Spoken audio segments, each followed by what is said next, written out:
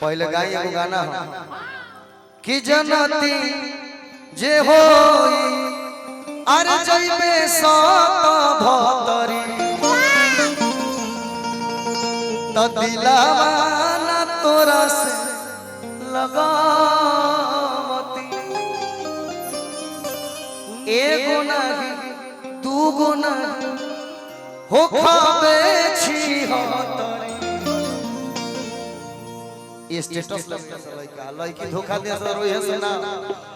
लेकिन कौन अपन रहे जे अरे बेगाना भइल काहे अपन रहे जे अरे बेगाना भइल बा सनम दोसरा के दीवाना भइल बा सनम दोसरा के दीवाना भइल बा सब ख्याल बहो रोवा से अखिया लाल बहो हमरा धनु यादव जी वार्ड सदस्य 9 नंबर के 7 नंबर कॉलम भुला गया सुना धनु भैया के तरफ से आशीर्वाद बा लालू जी लगी थी कि ऊ वादा सब ख्याल बहो रोवा से अखिया लाल बहो वाह क्या गाना उठा नया यार से याराना भइल बा नया यार से याराना भइल बा सनम दोसरा के दीवाना भइल बा सनम दोसरा के दीवाना भइल बा औरी कब सोचले ना रहनी ना बदल जाए हम ना बोलबा धड़कन में रहे वाला दिलवे से निकल जाए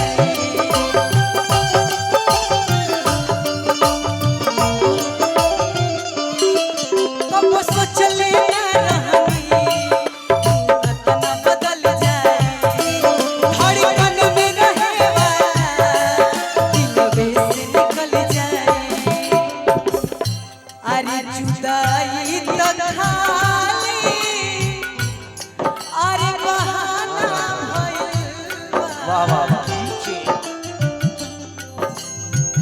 जुदाई तो खाली बहाना भइल बा। सनम दोसरा के दीवाना भइल बा सनम दोसरा के दीवाना भइल बा। बहुत पहले एगो सिनेमा में गाना आई रहे बबुआ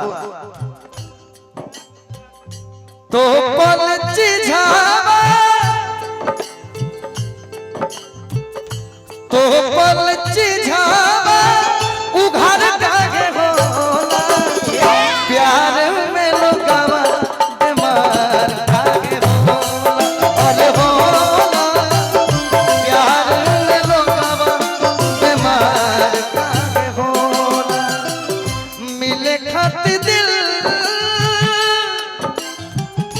बोला मिली खाट दिल पे फिरार काहे होला इश्क में लोगवा बीमार काहे होला अरे होला इश्क में लोगवा प्यार काहे होला बेईमान पिया रे बड़ा जुल्म किया रे छोटी सी उम्र में ये दर्द दिया रे जिसका इलाज नहीं कोई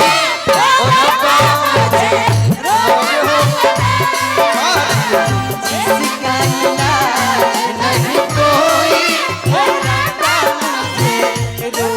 लगा गावा बड़ा जुल्म एगो आउ बढ़िया लय पर हाँ कौन रे बोल आजा आजा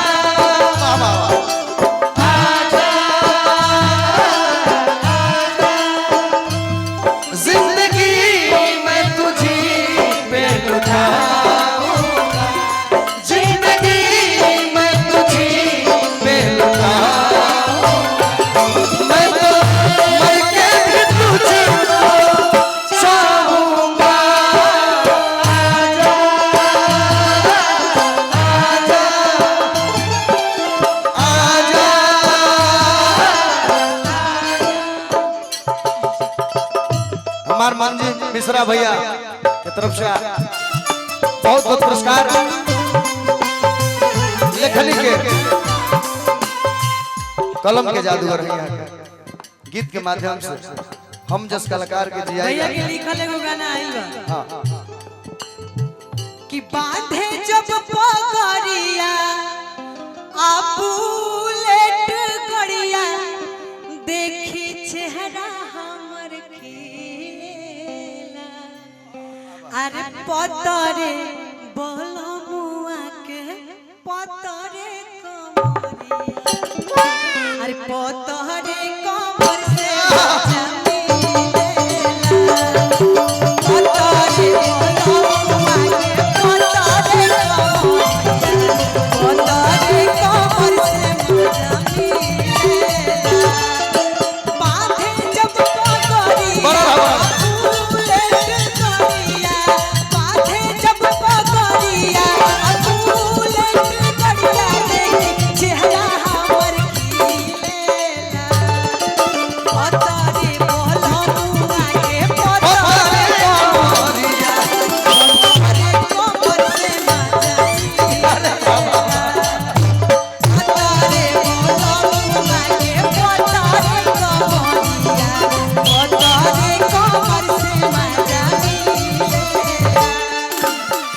अरे बाबू हमनियों को सुन रहे पाथरे बलमुआ के पतरी कमरिया पतरे कमर से मजा मिलेला कैसे मिलेला हम बताओ सुना एक खाली और सुन ला कि जब आवे घर मोर बलमु जब आवे घर मोर बलमु देह देले झक झोर बलमु जब आवे घर मोर बलमु देह देले झक झोर बलमु औरी का अरे खाई के पानावा मोर काढ़ले चनावा ओई तो अरे खाई के पानावा मोर काढ़ले चनावा देखी मानावा पीलेला पतारे बहलमुआ के पतारे कमरिया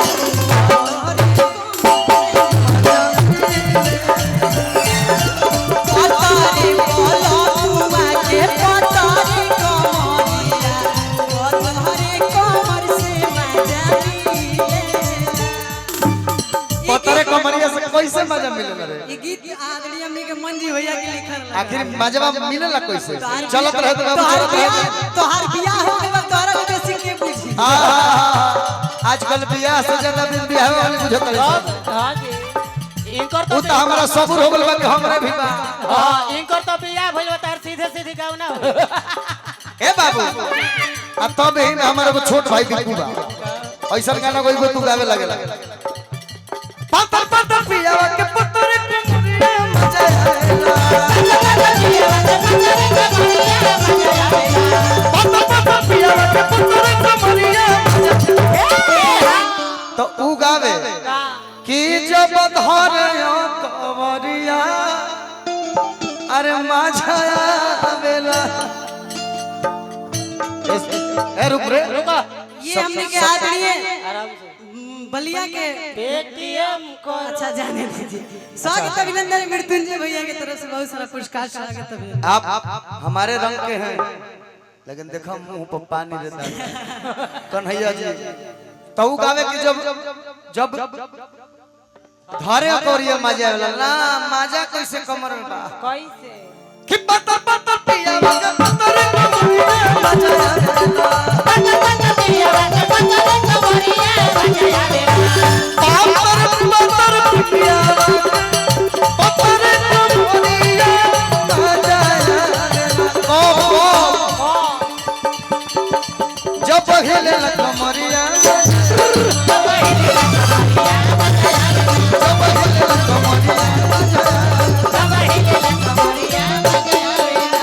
कब मजा आवेला चाहे हाय हिले चाहे हाय लोग गलतियों न बुझ जाला ऐसे हिलावट नहीं हो चाहे हाय से हिले हे अच्छा है जब हिले कमरिया जब हिले कमरिया पापा पापा ए बंद बंद भैया बंद रे कमरिया मजा आवेला जब हिले कमरिया मजा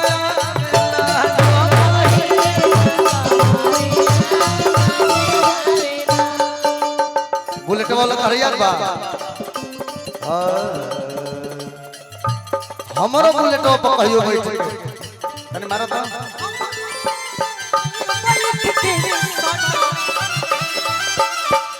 कहियो बैठ के सोता बेगिना बोल बोल रे पटरका ये गायिका है इस मंच से मैं अनाउंस करता हूँ उसका नाम ये गाना मैंने भी नहीं सुना था लेकिन जब ये गाना रवीना रंजन गाई तब मैंने सुना अब पता ना ओकरा का जादू बा लड़की के आवाज में कौन गाना उठा गाती बिरहा गावेली बिरहा मोबाइल हो बड़ी बड़ी माने सरस्वती माई के कृपा बा वो सब लड़की आगे बढ़ा सन भगवान को बने वाला लोग हमरा पसंद ना जैसे ही लड़की हमरा खूब मन लगे कि बनस गावे दे चल हमारा हमरो बुलेट दिखा बा बुलेट पर कहि सर देखिया हमारा बुलेट पर कहियो बैठ के सोता बेगिना हमरो बुलेट पर कहि ठीक है सर देखिया ना ना आए रहा पीस कर दातावा पतावा चढ़ावो ना है ना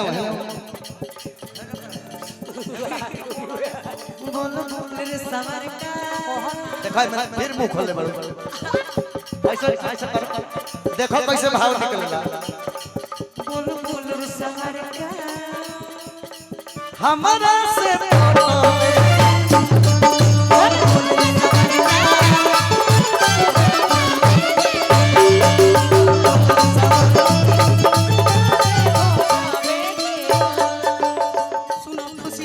की मीठी मीठी बात ना बोलावा राजा जी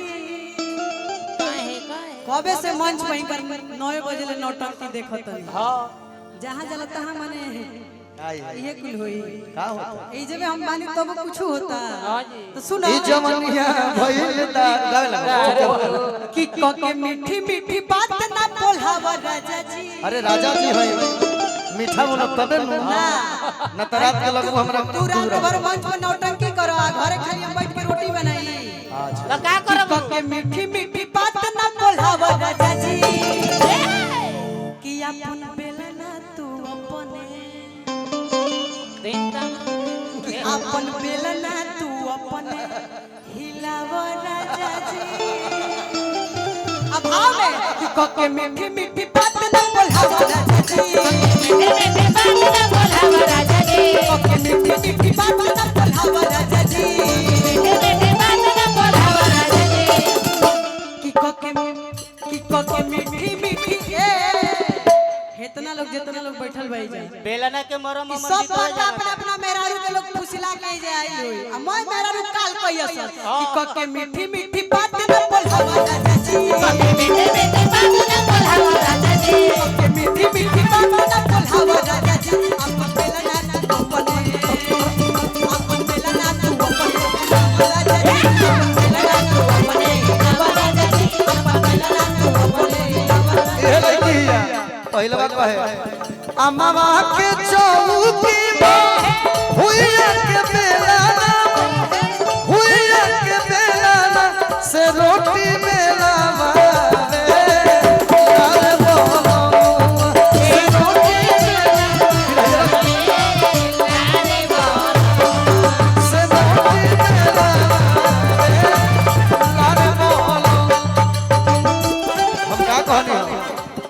ये अपना सखी से पहले बेलाना तारा पहले ठीक लगे हम अपन भाई भोला अरे बैठ के खाली हिलाइए तू कुछ और हिलाव अरे बाप रे बाप अरे हमरा तू यही जाके हेटर हिलाव तोड़ा पीछे से आगे से दाएं बाएं हम खाली बेला नहीं हिलाएंगे तार बाप बेलन हिला के भेजल है कि घर भर के बना के खियाव राजा जी वो पीछे से हिलावत घर भर के बना के खियाव राजा जी अपन बेलना तू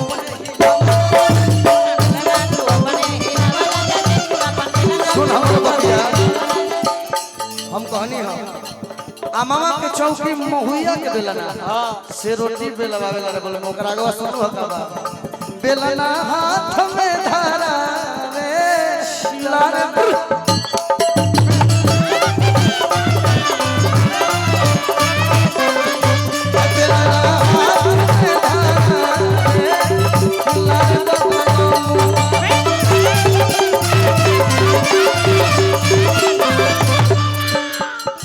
रुक रे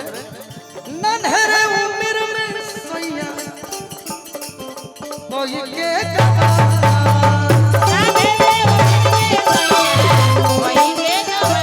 ये बेलना के बात करतिया जब अपना नैहर से चल रहे त ई बेलने मांग के रहे ई कह के ई कौना बहाना से गौना कइलो कि भैया भौजी अरे संग में अरे हम सुती अंगनवा तू ही कहल रहो भैया से कह दे रे भौजी भैया से कह दे रे भौजी कद से मोर गवानवा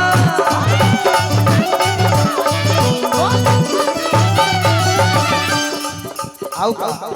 हमारे स्केल टाइट हो गल तोहरा स्केल गाओ ऐसे करके नीचे कर गाओ एही में कि दुई एगो चीज हुई रे दी है मीठा करो इहे मांग के लाई रहे काका रुक अरे मेरा वो घरी त एक खाती वो घरी त हमारा सेवा के लिए बतियाओ तो ना रहला केहू के ताकत तो ना रहला हम बनी के जाति का उस तरह ने केहू ले बतियाइल हमार बात सुन भाई ये बिगाड़ के धइले भाई हमार बात बिगाड़े वाले तो हो बैठल टैटू वाले ए बाबू ई मंगले कर है का कि दुई एगो चीज हुई रे दीहा अरे चौकिया बेलनवा वाह अपना भैया काहे खाती काहे खातिर लोइया काटत का लगिले लोइया काटत का लगिले बेलन में जुबानवा कोई कदम लोइया काटत का लगिले बेलन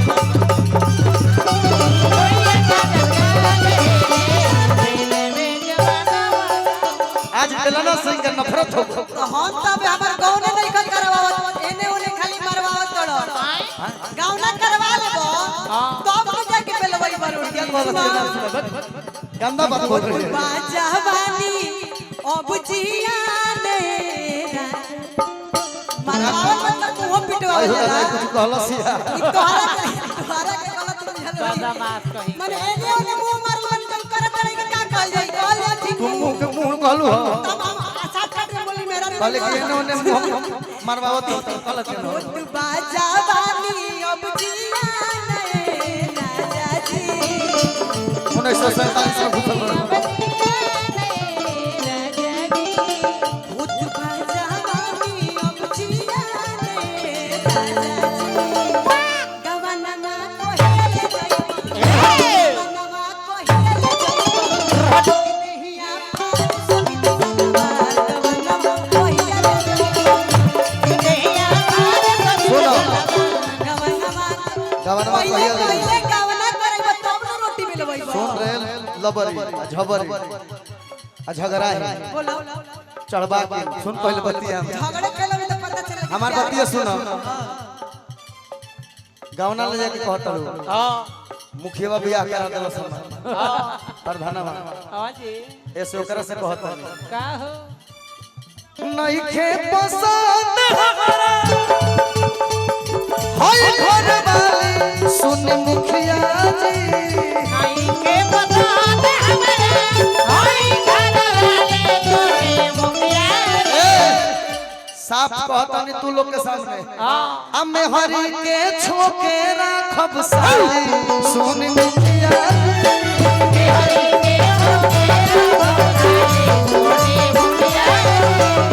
हरी के छोके राखब साली सुन मुखिया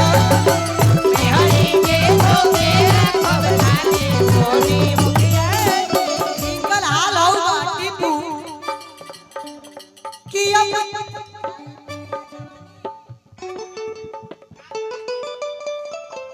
बजावा बजावा ओ बुझाए पिया जवानी हम चलाई रे बहिलाना ओ बुझाए हम चलाई रे बहिलाना कि एगो नचनिए कारा एगो नचनिए कारा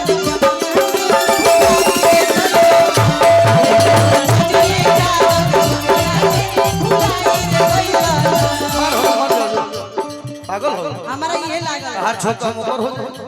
बौराए हो जब मरद से में हर लड़ने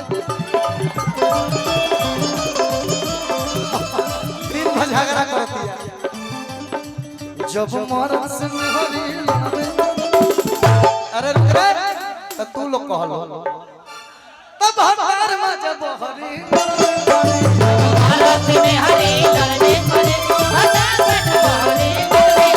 जब मरद से हरी